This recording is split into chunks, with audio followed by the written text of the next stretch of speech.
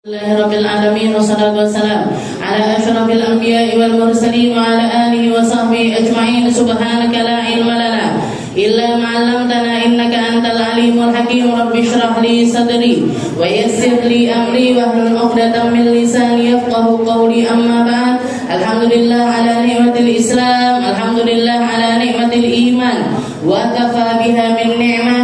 Alhamdulillah, segala puji bagi Allah Subhanahu wa taala. Rajab sudah di depan mata.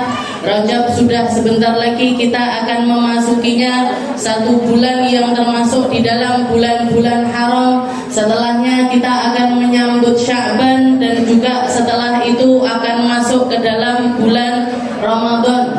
Mugi-mugi sama Allah Ta'ala semuanya dikasih panjang umur, dikasih sehat walafiat, dikasih mampu untuk puasa dan juga qiyam di malam harinya, dikasih kesempatan-kesempatan yang banyak untuk meraih perkara-perkara indah yang Allah Ta'ala tebarkan di 3 bulan ini, Rajab, Sya'ban, dan juga bulan Ramadan.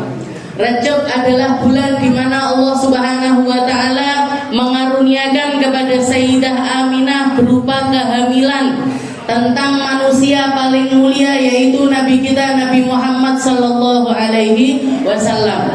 Dikatakan Sayyidah Aminah ketika beliau mulai mengalami kehamilan, katanya beliau, saya tidak merasakan rasa sakit, mual-mual, nyeri-nyeri seperti yang biasanya terjadi kepada perempuan-perempuan hamil pada umumnya. Tapi katanya Sayyidah Aminah, illa annallaha qad rufi'a alayyal haidah. Cuma satu yang membuat saya yakin kalau saya itu sedang hamil, yaitu Allah Subhanahu wa taala mengangkat haid yang biasanya datang setiap bulan enggak datang. Jadi katanya Sayyidah Aminah, aku ketika hamil Nabi Muhammad, ketika mengalami kehamilan bahkan sampai 9 bulan sekalipun, beliau tidak merasakan mual, bahkan merasakan berat sama sekalipun tidak pernah. Dan itu mulai terjadi di bulan Rajab. Lahirannya ketika masuk bulan Rabiul Awal. Setelah itu di bulan Rajab juga terjadi satu kejadian paling istimewa, berupa hadiah dari Allah Subhanahu wa taala untuk Nabi kita Nabi Muhammad sallallahu alaihi wasallam, yaitu satu peristiwa yang kita kenal dengan yang namanya Isra wal Mi'raj. Isra, perjalanannya Nabi di malam hari, minal Masjidil Harami ilal Masjidil Aqsa, dari Masjidil Haram ke Masjidil Aqsa. Dari Masjidil Aqsa naik ke Sidratul Muntaha, seperti yang dikatakan oleh Allah Ta'ala di dalam Al-Quran,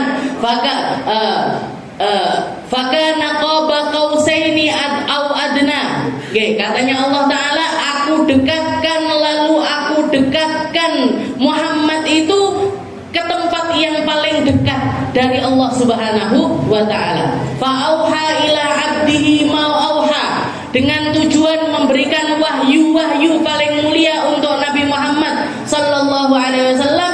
Maka dzabal fuadu ma ra'a. Katanya Allah taala, hati yang memandang saat itu tidak sedang mendustai apa yang beliau lihat. Ini menunjukkan, para ulama mengatakan kalau Nabi Muhammad itu Isra Mi'raj bukan cuma rohnya saja, tapi sak jasad-jasadnya, sak badannya, sak bajunya, sak sandalnya, sak siwaknya naik ke atas langit semuanya.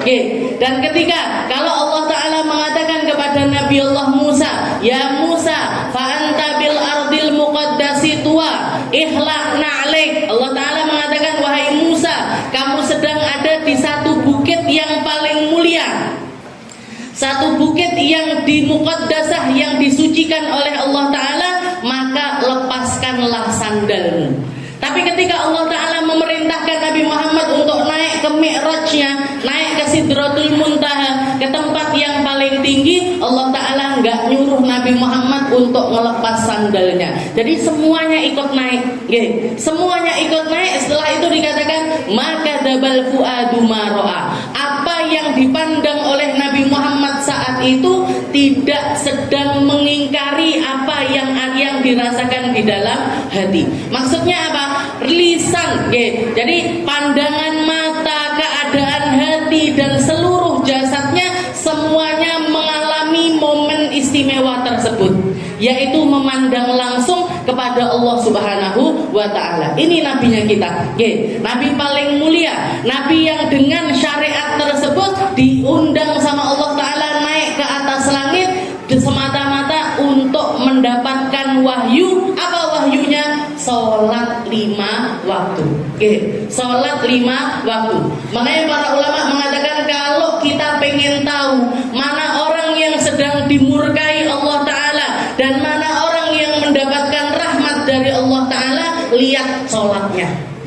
Kalau orang sudah tidak melaksanakan sholat atau ngentengin dengan perkara sholat, gak mau tahu dengan sholatnya dia, itu menunjukkan kalau dia sedang mendapatkan murka dari Allah Subhanahu wa Ta'ala. Dan kalau kita mau lihat orang yang diridhoi sama Allah Ta'ala, diliputi dengan rahmatnya, kita lihat tentang sholatnya orang tersebut. Kenapa kok seperti itu? Fa inna shalah silatun bainal abdi wa rabbi. Karena sholat ini adalah satu keadaan, satu ibadah yang mengikat, bukan cuma mengikat jasadnya manusia, tapi mengikat ruh manusia dengan penciptanya. Ketika kita nundukkan kepala kita untuk rukuk, ketika kita ngangkat kepala kita untuk iktidal, ketika kita turun untuk kedua kalinya melaksanakan sujud, duduk di antara dua sujud dan lain sebagainya, ini ruh kita sedang terlatih untuk taat sama Allah Ta'ala. Ya Allah, jenengan nyuruh saya takbir, saya takbir. Ya Allah, jenengan nyuruh saya rukuk, saya rukuk. Ya Allah, jenengan suruh saya iktidal, saya iktidal. Bahkan ya Allah, jenengan nyuruh saya untuk salam sebagai bentuk penyelesaian dengan ibadah ini dan kembali kepada aktivitas saya yang sebelumnya saya juga melakukannya ya Allah. Jadi mulai dari awal sampai akhir kita nggak nuruti aturannya manusia, kita nggak sedang ngikuti apa yang menjadi kehendaknya manusia, tapi kita sedang nuruti apa yang Allah Subhanahu wa Ta'ala perintahkan. Dan sholat adalah satu-satunya ibadah yang Allah Ta'ala untuk memberikannya, untuk mensyariatkannya, untuk memerintahkannya, nabinya yang diundang ke atas langit. Kalau syariat-syariat yang lain, Allah nyuruh malaikat Jibril untuk nyampaikan kepada Nabi, Allah nyuruh malaikat Jibril nyampaikan kepada Nabi, nyontohkan kepada Nabi, merintahkan kepada Nabi. Tapi untuk syariat sholat, nabinya yang diundang. Selain untuk apresiasi atas apa yang terjadi kepada Rasulullah SAW, karena beliau sampai menamai tahun tersebut dengan nama Amul Huzun, tahun kesedihan. Kenapa kok Nabi Muhammad sedih banget tahun tersebut? Dua orang yang jadi pelindungnya Nabi diambil dalam satu waktu. Kita kalau keluarga kita meninggal di satu tahun, eling terus napa boten? Eling. Bapakku meninggal tahun sekian, iki hole yang pertama, ini halnya yang kedua, ini halnya yang ketiga. Kita nginget-nginget momen tersebut, nginget-nginget kebaikannya sambil terus mendoakan kepada beliau. Jangan bayangkan kalau satu tahun dua orang paling tercinta dari kita diambil sama Allah Ta'ala. Ini rasa yang sangat-sangat sedih, istilahnya perasaan yang luar biasa sedih. Apalagi Nabi Muhammad saat itu kondisinya beliau sedang berdakwah, beliau sedang mengajak manusia menuju kepada Allah Ta'ala, yang sampai diceritakan di dalam kisah-kisah Nabi Muhammad itu semua tempat di negeri Mekah itu nggak pernah luput dari berdirinya Nabi di tempat tersebut sambil mengatakan ayyuhan nas qulu la ilaha illallah tuflihu, ayyuhan nas qulu la ilaha illallah tuflihu. Wahai orang-orang melbuah Islam, bersyahadatlah kepada Allah Ta'ala, kalian akan sukses. Dan jenengan tahu, di setiap Nabi Muhammad berdiri, di belakangnya ada seorang laki-laki yang sangu batu-batuan. Setiap kali Nabi Muhammad mengatakan yang seperti itu dilempari. aja mak rungokne, aja mak rungokne, aja mak anggap orang ini ngomong ngelantur, orang ini ngomong ngelantur. Jenengan tahu siapa itu yang bagian ngelempar? Pamannya Nabi Muhammad sallallahu alaihi wasallam, Abu Lahab. Jadi Nabi Muhammad itu punya dua orang paman, yang satu sangat melindungi Rasulullah sallallahu alaihi wasallam, yang satu nggak ada tempat di mana Nabi Muhammad berdakwah kecuali di situ dia gembosi. Kecuali di situ dia mengatakan, "Halah, nggak usah di rumah nih. Ini orang gila, ini penyihir, ini tukang hipnotis, ini orang begini sambil dilempari batu nabinya. Kowe ora usah aneh-aneh, wis ora usah ngene, ora usah ngono. Itu pamannya Nabi Muhammad sallallahu alaihi wasallam. Ketika tahun yang seperti itu, pamannya Nabi yang paling melindungi diambil juga sama Allah Ta'ala. Diambil juga sama Allah Ta'ala. Setelah itu Nabi Muhammad berniat untuk hijrah ke negeri Taif. Dilarang datang ke negeri Taif pun mendapatkan perlakuan yang tidak enak dari orang-orang tersebut. Akhirnya Allah Ta'ala memerintahkan kepada malakul jibal, kepada malaikat-malaikat penunggu gunung-gunung, mengatakan, ngadep langsung di hadapan Nabi sambil mengatakan, "Ya Muhammad, kalau kamu mengizinkan, akan aku hantamkan dua gunung ini untuk menghancurkan mereka seketika itu juga." Apa yang dikatakan oleh Nabi? Jangan. Fa inni arju, saya masih mengharapkan generasi setelah mereka akan beriman kepada Allah Subhanahu wa Ta'ala. Jenengan bayangkan kalau ini terjadi kepada kita. Malaikat teko, setelah ini masih berdarah-darah, masih berdarah-darah, nawani. Ini gimana ini? Dihancurkan apa piye? Kita kira-kira ngomongnya gimana? Ndak ya malaikat. Jangan tunda lagi, saiki hancurkan sekarang juga. Wis ndak kadek mikir, sudah sakit hati, sakit pikiran, sakit segalanya, dalam keadaan yang masih berdarah-darah seperti itu, tapi beliau masih ngangkat tangannya sambil minta sama Allah Ta'ala. Yang disalahkan bukan orang-orang yang lempari, yang disalahkan bukan audiennya, tapi beliau mengatakan, Allahumma inni ashku ilaika du'fa quwwati. Ya Allah, saya yang kurang pintar, saya yang kurang sabar, saya yang kurang lapang, saya yang kurang pendekatannya, saya terus seperti itu. Itu Nabi kita, Nabi Muhammad sallallahu alaihi wasallam. Jadi istilahnya kalau orang punya nilai kesabaran, awake dhewe paling sabare Z, Nabi Muhammad itu sabarnya A+++++, makanya langsung dapat tiket satu tur, satu perjalanan yang menjadi satu-satunya perjalanan mulai dari manusia awalin ilal akhirin. Manusia awal, manusia akhir, nggak pernah ada yang melakukan perjalanan tersebut. Tiket paling istimewa hanya Allah Ta'ala berikan kepada Nabi kita, Nabi Muhammad sallallahu alaihi wasallam. Maka dabal fuadu ma ro'a, antara hati dengan apa yang dipandang mata saat itu tidak berseberangan sama sekali. Allahumma salli ala sayyidina Muhammad wa ala ali sayyidina Muhammad. Ini terjadinya di bulan Rajab. Makanya kalau orang sungguh-sungguh di bulan Rajab, noto aku engko Ramadan melek nambah apa ya, ngajiku tak tambahi, zikirku tak tambahi, salat duhaku tak tambahi, tahajudku tak tambahi. Itu niatnya jangan cuma dilakukan ketika Ramadan, mulai sekarang Bu belajarnya.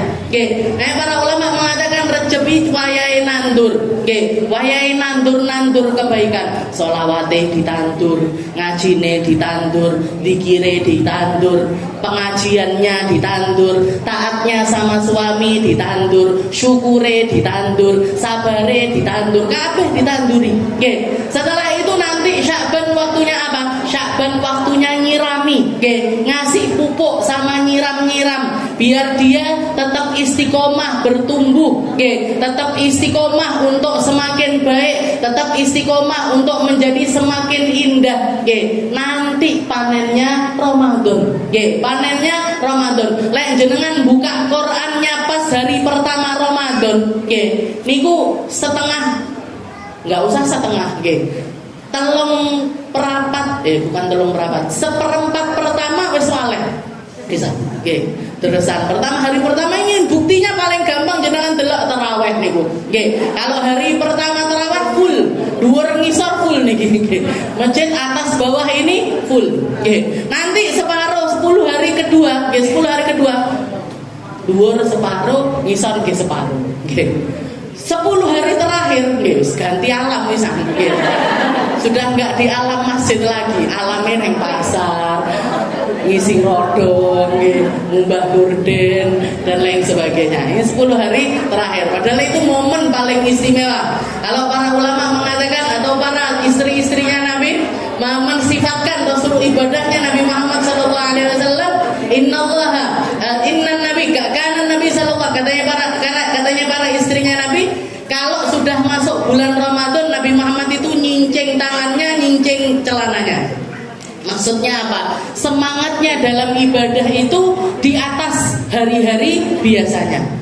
Setelah itu di 10 hari yang terakhir tambah semangat tambah semangat lagi ibadahnya, terutama di 10 hari terakhir. Ndak koyo dhewe nyincingnya pertama dicincing, tapi tengah-tengah dibalik nih. Terakhir wis bubar bisa.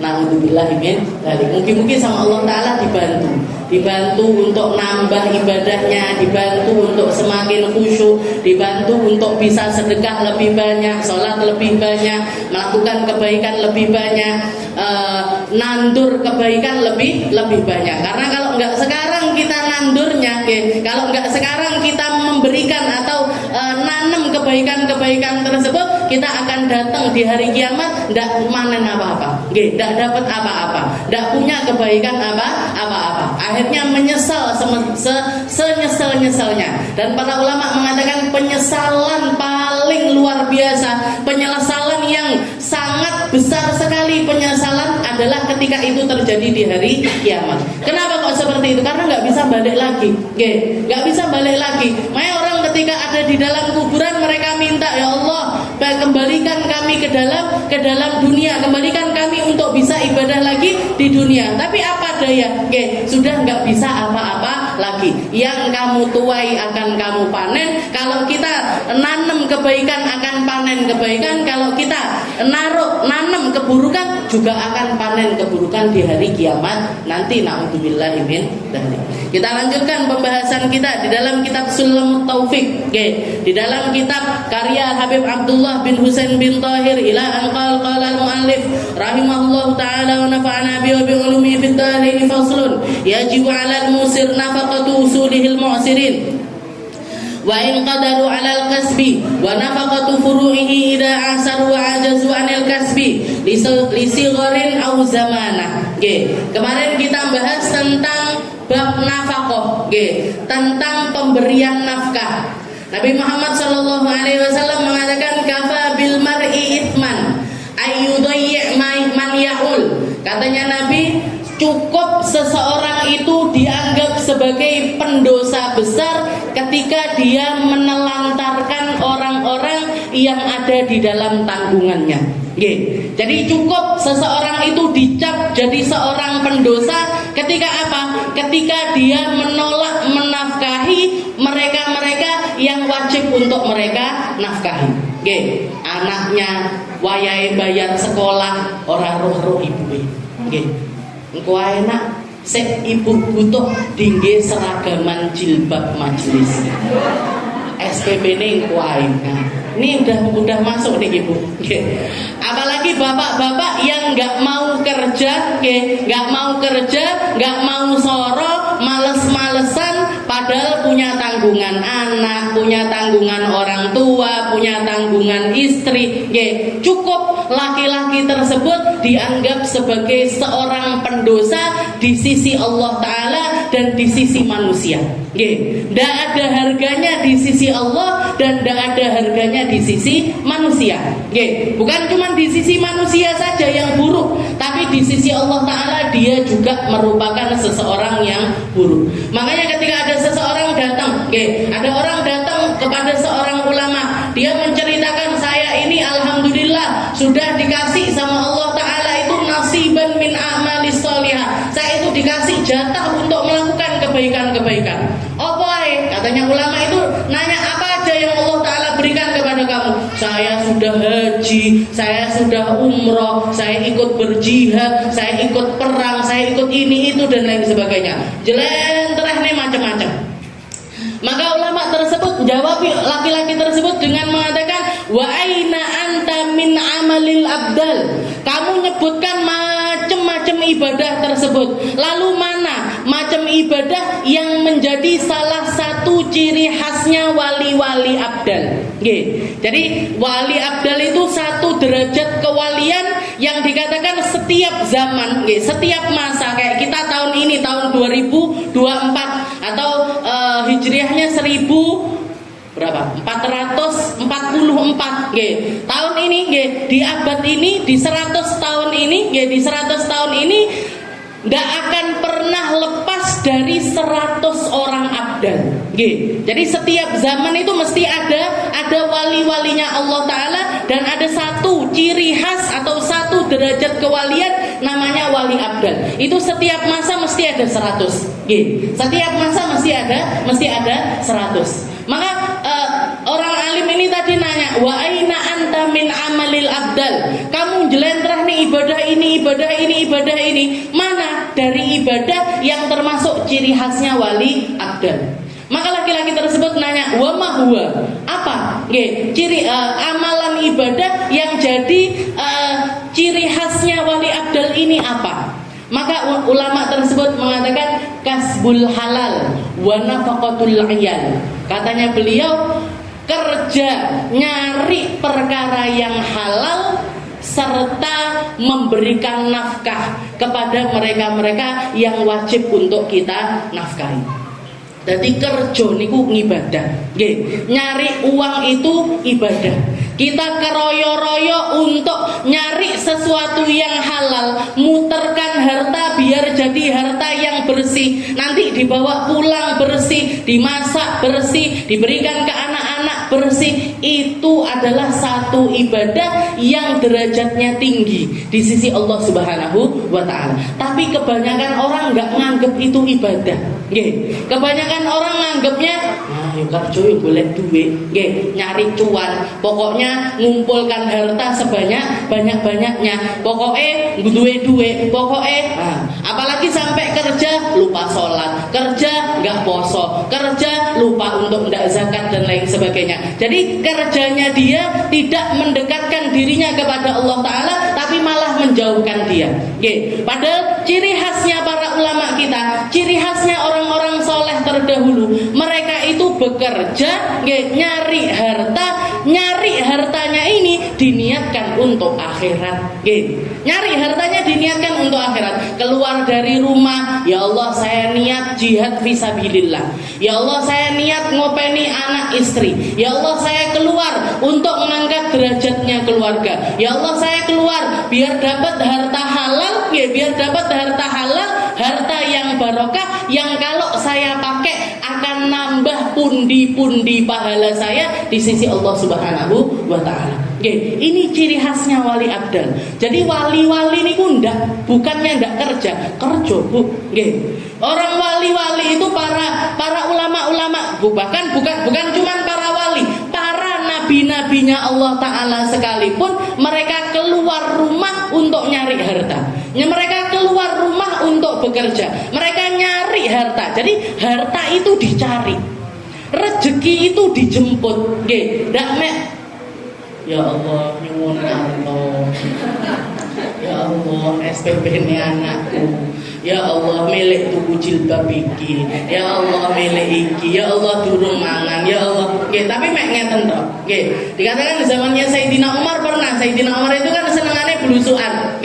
Sebelum presiden kita senengane blusukan, Sayyidina Umar itu sudah siang malam beliau blusukan. Ketika ngelewati satu rumah, ketika ngelewat ke satu rumah, beliau tidak sengaja dengar dari sahibul bait, orang yang ada di rumah tersebut itu lagi di atas sajadah, ngangkat tangannya, laki-laki masih muda, ngangkat tangannya minta sama Allah Ta'ala, ya Allah saya belum makan hari ini, minta makan. Ya Allah saya nggak punya uang, saya minta uang. Ya Allah saya begini. Jadi minta. Akhirnya dikatakan Sayyidina Umar waktu itu beliau pulang balik ke Baitul Mal, ngambil harta di Baitul Mal. Zamannya beliau ada yang namanya Baitul Mal, ngambil ngambil beras, ngambil makanan dari tempat tersebut, ditambahi sama uang, dilemparkan dari jendela. Nggih. Maka dia mengatakan, "Yo, makbul." Nggih. Langsung teko jendela muduk rezekine. Nggih. Besoknya ngaten malih, nggih. Besoknya gitu lagi, "Ya Allah, lapar belum makan, ya Allah minta uang ini." Karena Sayyidina Umar lewat lagi, diambilkan lagi, dikasihkan lagi sama orang tersebut. Pas lewat yang ketiga kali, Sayyidina Umar dengar doa yang sama dari laki-laki tersebut. Beliau nulis surat. Beliau nulis surat. Jadi nulis surat di atas kertas seperti itu, dilemparkan ke lewat jendela, nyampe di tangannya laki-laki tersebut. Ternyata beliau ngutip satu ayatnya Allah Ta'ala yang mengatakan, "Wa ma min dabbatin fil ardi illa 'alallahi rizquha." Gak ada satupun makhluk di atas muka bumi ini kecuali Allah Ta'ala tetapkan rezekinya. Tapi Nabi Muhammad ngasih woro-woro di situ, ngasih ciri khasnya orang untuk mendapatkan rezeki di situ. Katanya Nabi Muhammad, setiap kali ada burung yang keluar dari sangkarnya di pagi hari, dia akan pulang di malam hari dalam keadaan perut kenyang. Maksudnya apa? Sekelas burung sekalipun kudu metu, harus keluar rumah, harus berusaha, harus nyari mana biji-bijian yang bisa saya ambil, dengan resiko-resiko yang terjadi. Apa resikonya? Mungkin ketemu burung elang yang lebih besar nangkep dia, mungkin ketemu ular yang akan memangsa dia, mungkin ketemu ini itu, sesuatu resiko yang ada di luaran. Tapi burung ini keluar untuk nyari harta. Lawakmu enom sehatku kuat, ndak cacat, ndak nyapo-nyapo, mek lingguh tok ning dhuwur sajadah minta harta dari Allah Subhanahu wa Ta'ala. Jalannya dari mana, Mas? Jalannya dari mana? Kalau kamu males-malesan seperti ini, mengatasnamakan ibadah untuk menghalalkan kemalasan dirimu, maka rezeki itu nggak akan pernah nyampe kepada dirimu. Keluar sekarang juga keringet-keringetan, panas-panasan, cari harta, cari rezeki, itu akan menjadi sesuatu yang paling berkah untuk dirimu. Ditegur seperti jadi sekali, dua kali dikasih sama Sayyidina Umar, tiga kali, mboten Bu. Sama juga kayak kita, sama juga kayak kita. Kalau misalkan kita terus ngatung sama orang-orang, istilahnya ngandalkan rezeki dari orang lain, ngandalkan rezeki dari orang tua, ataupun juga dari paman, ataupun bibi, ataupun saudara-saudara kita, sekali dua kali bakalan dituruti, tapi lek terus-terusan, waleh napa boten kira-kira? Wes gede, istilahnya sudah dewasa, sudah bisa kerja, punya ilmu, punya skill, punya kemampuan, tapi nggak mau untuk bekerja. Dan Allah Subhanahu wa Ta'ala menjanjikan, innallaha, Allah Ta'ala itu telah menjamin rezekinya semua orang. Semua orang itu dijamin rezekinya sama Allah dalam tahap cukup, dalam tahap cukup. Jadi kalau misalkan istilahnya ngeten, orang kalau kerja setelah itu dapat harta ini akan selalu cukup kalau dipakai untuk hidup. Dipakai makan secukupnya, pakai baju secukupnya, rumah secukupnya, mesti cukup. Tapi harta berapapun, sebanyak apapun kita punya harta, sebanyak apapun kita mendapatkan keuntungan, kalau dipakai untuk nuruti gaya hidup, dah barbar. Kamu betul. Dah ada habisnya. Kalau dipakai hidup mesti cukup, tapi kalau dipakai untuk nuruti gaya hidup, ya niku sing bikin kita itu menggeh-menggeh. Yang bikin orang sesek sampai kok ndak cukup, iki ndak cukup, iki ndak cukup. Sing salahi apa? Yang salah bukan hidupnya, tapi yang salah gaya hidupnya. Kancaku duwe cincin, mosok aku ndak duwe cincin. Kancaku tuku motor anyar, mosok aku ndak tuku motor anyar. Akhirnya nyicil, akhirnya ngutang, akhirnya memaksakan diri. Niki penyakitnya ini. Jadi orang dulu itu lebih tenang dibandingkan orang sekarang karena apa? Karena mereka punya harta, ya harta itu yang dibagi untuk hidupnya. Orang sekarang enggak ngejok nih kartu kredit di sini, ngajukan kartu kredit di sini. Nanti setiap awal bulan ngeluh, cicilan ini, cicilan ini, cicilan ini, cicilan ini. Nanti dapat gaji, entek pinggir nyicil-nyicil itu, tidak sempat dipakai untuk ngapa-ngapain. Jadi hidup, istilahnya gini, kalau kita memang kuatnya naik sepeda aja, nggak usah naik motor. Kalau kita kuatnya naik motor, nggak usah angen-angen numpak mobil. Kalau kita kuatnya naik mobil harga 100 jutaan, nggak usah ngangen-ngangen sing tuku yang harga 1 miliar, gampang Bu. Istilahnya bakalan tenang hidupnya gini. Makanya di sini dikatakan faslun yajibu 'alal musir nafaqatu usulihil mu'sirin wa in qadaru. Dikatakan Nabi Muhammad SAW juga mengatakan yadul mu'til ulya wabda biman ta'ul ummuka wa ummuka thumma abaka wa ukhtuk wa akhaka thumma adnaka thumma adna. Katanya Nabi Muhammad ketika para sahabat ini nanya tentang nafkah, tentang memberikan nafkah kepada orang-orang yang wajib untuk kita nafkahi, katanya Nabi Muhammad, al yadul ulya khairun minal yadis sufla. Orang yang memberi, orang yang ngasih itu derajatnya lebih tinggi dibandingkan mereka yang menerima. Jadi jenengan istilahnya jenengan mengharap menjadi orang kaya atau bercita-cita untuk menjadi kaya dengan niatan agar kita yang memberi bukan kita yang menerima, itu bukan termasuk harapan yang muluk-muluk. Itu bukan termasuk harapan yang istilahnya sia-sia atau tidak dapat pahala atau salah di dalam mindset boten.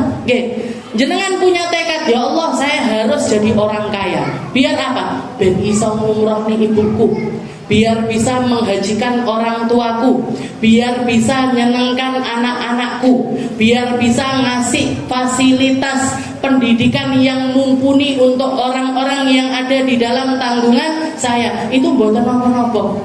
Itu mboten napa-napa. Istilahnya untuk memotivasi kita untuk nyari harta lebih banyak, tapi bukan cuman banyaknya saja, tapi banyak plus berkah plus halal. Maka itu adalah satu cita-cita yang sangat mulia. Kenapa? Karena bahkan Nabi Muhammad memotivasi untuk itu. Al yadul ulya khairun minal yadis sufla. Kamu kalau bisa weh-weh, sing weh-weh. Kamu kalau bisa jadi orang dermawan, jadilah orang dermawan. Kamu kalau bisa nanggung semakin banyak orang, itu kemuliaan, bukan cuma di dunia tapi sampai akhirat. Setelah itu dikasih ring sama Nabi, dikasih istilahnya dikasih prioritas. Kalau kita mau ngasih harta atau kita mau nyumbang kepada sesuatu, katanya Nabi Muhammad, ummuka wabda biman ta'ul. Mulai dari mereka-mereka yang paling dekat dari kita. Siapa yang paling dekat ya Rasul? Ummuka, ibumu. Terus siapa ya Rasul? Ummuka, ibumu lagi. Ibumu dulu. Lek ibumu wis keramut, bapakmu. Kalau ibumu kamu sudah bisa nyenengkan, kamu sudah bisa ngasih, kamu sudah bisa berbakti, setelah itu ayahmu. Ummuka thumma abahmu. Juga para ulama mengatakan abah ini bukan cuman orang tua yang langsung nyambung sama kita nasabnya, tapi juga yang setelahnya. Jadi ibu kita, setelah ibu kita siapa? Nenek kita. Setelah itu siapa? Bapak kita. Setelah bapak kita siapa? Kakek kita. Jadi atas ke atas itu juga termasuk orang-orang yang harus kita perhatikan paling awal. Jadi kalau misalkan kita sebagai seorang cucu mulai kerja, mulai menghasilkan uang, mulai bisa dapat duit, yang paling kita senengkan pertama ini siapa? Ibu kita. Setelah itu ayah kita. Nah, kalau bisa lebih lagi nenek kita, kakek kita. Nah, ini orang-orang abah kita ke atas. Karena bahkan Allah Ta'ala menamakan, menyebutkan untuk kepada Nabi Muhammad SAW, dinu abaka Ibrahim. Wahai Muhammad, ikuti saja jalannya abahmu, yaitu Nabi Allah Ibrahim. Nabi Ibrahim ini kakeknya Nabi yang keberapa? 20 lebih Bu. Tapi Allah Ta'ala mengatakan kepada Nabi, dinu abaka Ibrahim, agama abahmu yaitu agamanya Nabiullah Ibrahim. Jadi kakek-kakek kita ini orang-orang terdekatnya kita. Setelah itu siapa? Oke. Setelah itu siapa? Setelah itu baru ke bawah. Oke. Jadi istilahnya hubungan ke atas sama ke bawah. Seperti yang kemarin kita bahas, minal usul wa ilal furu. Ke atas. Nah, yang paling pertama kita perhatikan ini orang-orang atasnya kita. Abah kita, ibu kita, nenek kita, kakek kita. Setelah itu siapa? Ke bawah. Oke, ke bawah ini siapa? Anak kita, cucu kita. Oke, kalau kita produktif, oke, masih istilahnya bisa kerja, nah maka yang diseneng-seneng nih, yo anaknya, oke, anaknya, cucunya, terus ke bawah. Setelah itu siapa? Tsumma ukhtuk. Oke, setelah itu Nabi Muhammad mengatakan, setelah itu saudari perempuanmu. Oke. Selalu Nabi Muhammad mendahulukan yang perempuan, baru setelah itu laki-laki. Ibu dulu, setelah itu bapak. Bahkan ibu 2 kali lipatnya bapak. Oke. Setelah itu Nabi Muhammad mengatakan ukhtuka tsumma akhak. Saudari perempuanmu, baru setelah itu saudara laki-lakimu. Oke. Jadi saudara yang sederajat sama kita, saudara yang sederajat sama kita, kakak kita, adik kita. Yang diperhatikan yang pertama yang siapa? Yang perempuan. Oke, yang perempuan, baru setelah itu yang laki-laki. Oke, baru setelah itu yang laki-laki. Ukhtuka wa akhak, tsumma adnaka, tsumma adna. Setelah itu Nabi Muhammad, setelah itu yang paling dekat dan yang paling dekat setelah itu. Jadi misalkan saudara, setelah saudara yang paling dekat siapa? Saudara-saudaranya bapak, saudara-saudaranya ibu. Oke, bibi-bibi kita. Bibi ini yang diutamakan dari yang mana? Dari golongan ibu. Oke, saudaranya ibu itu lebih diutamakan ketimbang saudaranya ayah. Makanya Nabi Muhammad mengatakan al-khala bimanzilatil Oke, al-khala bimanzilatil Apa itu khala? Khala itu saudara perempuannya ibu. Oke, saudara perempuannya ibu itu derajatnya setara dengan ibumu. Jenengan kalau punya ibu, dulur-dulure ibu sing wedok niki, dulur-dulure ibu yang perempuan ini harus lebih diperhatikan ketimbang saudara ayah. Tapi yo saudara ayah yo diperhatikan nih. Jadi istilahnya seperti itu. Caranya Nabi Muhammad ngatur itu seperti itu. Kayak ke atas dulu, setelah itu ke bawah, setelah itu dulur-dulur. Jadi nggak ada salahnya. Misalkan ada orang, istilahnya punya harta berlebih, nyekolah nih adike, nyekolah nih kakake, nyekolah nih ponakane, istilahnya ngasih nanggung orang-orang dekat kita untuk menjadi orang-orang. Jadi dan di dalam nafkah ini ada anjuran, istilahnya anjuran dari para ulama, terutama ulama-ulama zaman sekarang, kalau kita ngasih nafkah, kalau ke mereka-mereka yang masih di usia produktif, mereka-mereka yang masih di usia produktif, sebaiknya kita bukan cuman memberi saja, tapi kasih mereka nafkah agar mereka ini bisa meneruskan menjadi orang yang produktif. Misalkan kayak gimana? Jenengan ngelihat adikku iki, misalkan jenengan satu saudara 5 orang. Adikku yang nomor 3 ini kok enggak teh iso kerja yo. Padahal dia pinter masak. Jenengan ketimbang ngasih, Dek, tak kasih setiap bulan 100.000 atau 200.000, ketimbang seperti itu, mendingan jenengan kasih modal. Dek, tak kasih modal 1 juta. Dodolo, kamu bisanya jualan apa? Kamu bisanya istilahnya kerja apa? Kamu bisanya ngapain? Saya bisanya jahit, misalkan gitu. Ditukokne mesin jahit. Saya bisa masak, tapi saya nggak punya oven. Ditukokne oven. Mendingan seperti itu. Biar apa? Biar nanti dia mentas juga. Nggak harus ditanggung orang, tapi bisa nanggung dirinya sendiri. Bahkan di dalam zakat pun para ulama menganjurkan seperti itu. Kalau misalkan kita bayar zakat, mau ngasih zakat, memberikan zakat kepada seseorang, ini kalau misalkan kita tahu ada orang-orang yang berpotensi untuk menjadi orang istilahnya bisa nanggung nafkahnya sendiri, nggih. Daripada istilahnya daripada kita ngasih banyak orang tapi titik, mendingan difokuskan, nggih. Dari misalkan kita punya uang 1 juta, ngoten nggih. Kita punya mau bagikan uang 1 juta. Ini kalau dibagikan ke 10 orang kan 100.000, 100.000. Nggih, 100.000 dibelikan beras niku mek dapat paling tinggi pirang dino ngoten tok, nggih toh. Tapi kalau misalkan kita wis ini uang 1 juta tak bagi 2, nggih. Ndak 10 orang yang saya kasih tapi 2 orang.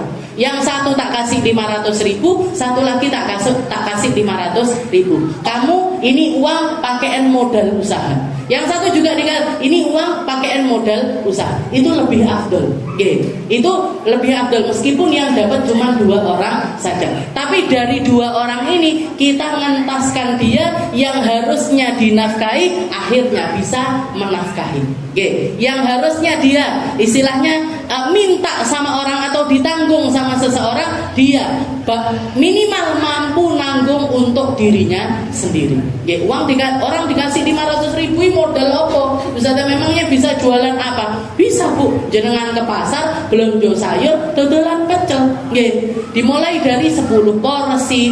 Nah, kalau misalkan laku besoknya ditambahi 15 porsi, tambah laku lagi besoknya ditambahi 20 porsi, terus seperti itu. Nggih. Jadi cukup uang 500.000 itu kalau diputar dengan benar akan bisa menghasilkan dapat istilahnya kalau uang diputar itu pasti, nggih. Istilahnya uang kalau diputar pasti bakalan balik dengan keuntungan, nggih, balik dengan keuntungan.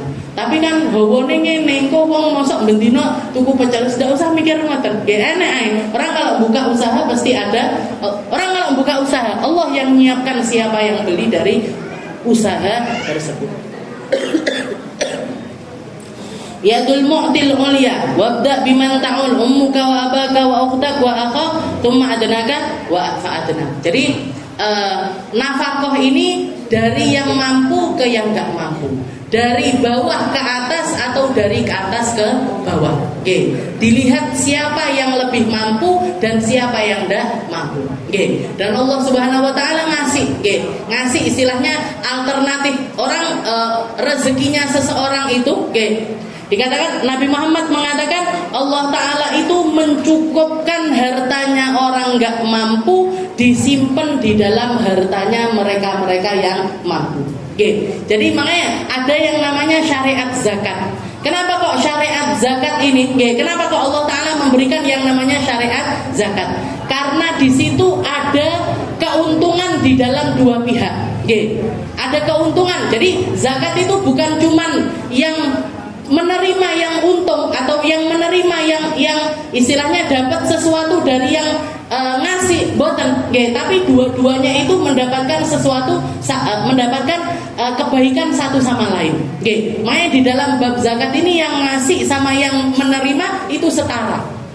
Yang ngasih, yang mengeluarkan harta dengan yang menerima, dengan yang menerima itu setara. Tidak sama kayak nafkah. Kalau nafkah ataupun sedekah ataupun infak itu yang ngasih lebih mulia dibandingkan yang memberi. Tapi kalau zakat sama, orang yang ngasih, kenapa? Dia memang butuh untuk ngasih.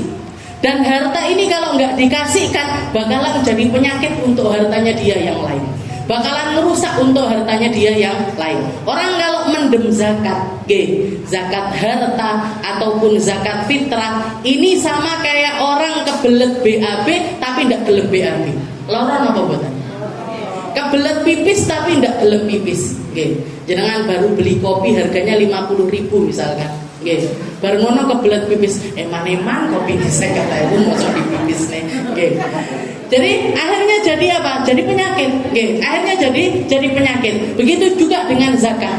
Zakat ini harus dikeluarkan. Zakat ini wajib dikeluarkan. Kalau enggak dikeluarkan apa yang terjadi? Merusak harta yang lain. Merusak harta yang lain. Ngambil barokahnya harta yang lain. Melepaskan kebaikan dari harta yang lain. Ini penyakitnya zakat. Makanya setiap tahun kita itu wajib untuk kalkulasi wajib untuk noto pembukuan. Harta saya itu sak berapa, utang saya itu sak berapa. Kalau dilihat ternyata di atas nisab, di atas 85 gram emas, berarti 2,5%-nya wajib dikeluarkan. Dan 2,5% ini harus habis sebelum tahun berikutnya.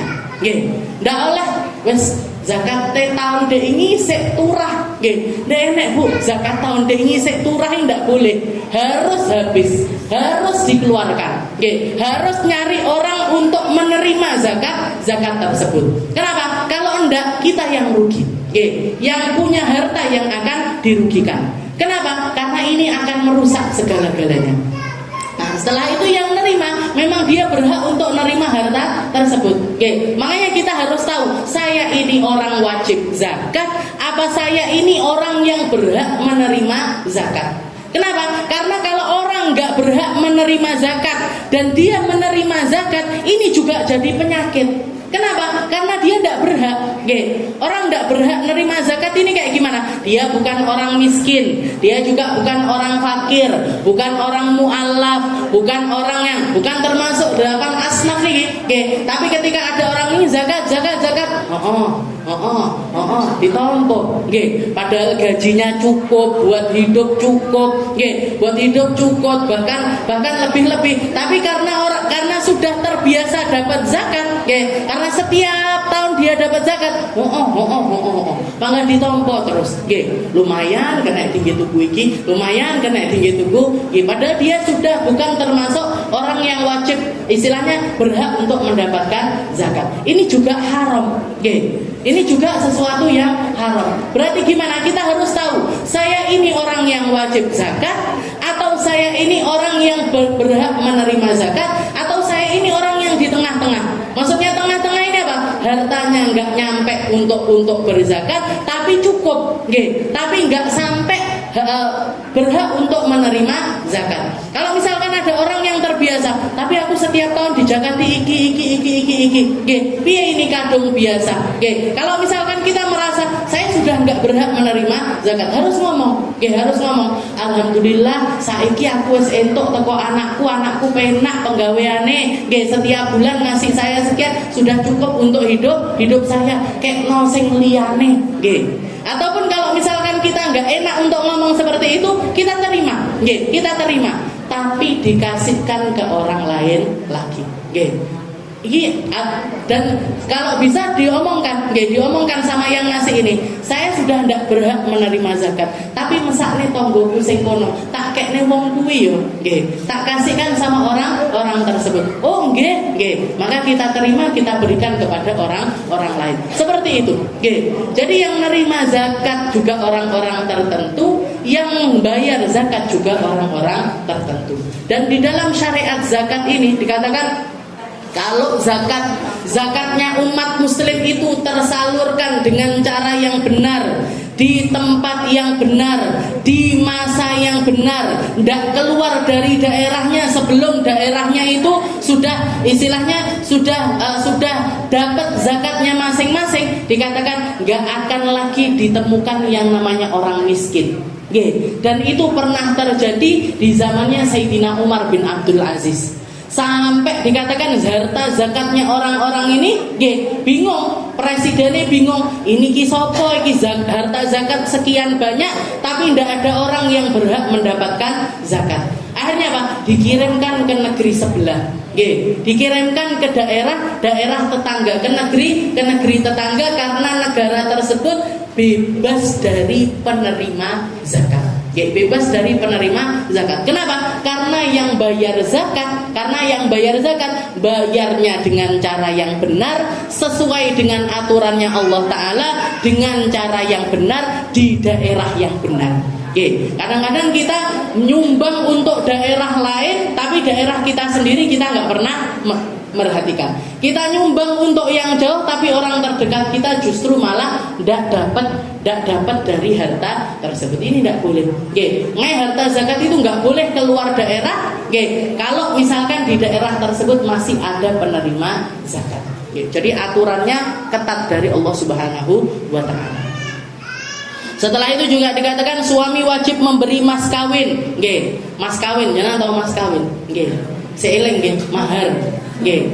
Mahar itu haknya perempuan, nggih. Mahar itu haknya perempuan dan menjadi hartanya seorang perempuan, nggih. Menjadi hartanya seorang perempuan. Makanya orang ketika mau nikah, nggih, orang ketika mau menikah, mahar ini, nggih, mahar ini harus ditanyakan kepada calon istri, nggih, kepada calon istri. Awakmu njaluk mahar piro, nggih? Kamu minta mahar berapa? Misalkan dia minta maharnya wes 5 juta aja, nggih, atau 10 juta saja. Ya sudah, itu mahar ini tadi 100% diberikan ke si istilahnya calon istri, ke mantan perempuannya, ke mantan perempuan. Kenapa? Karena mahar ini haknya seorang istri, haknya seorang istri.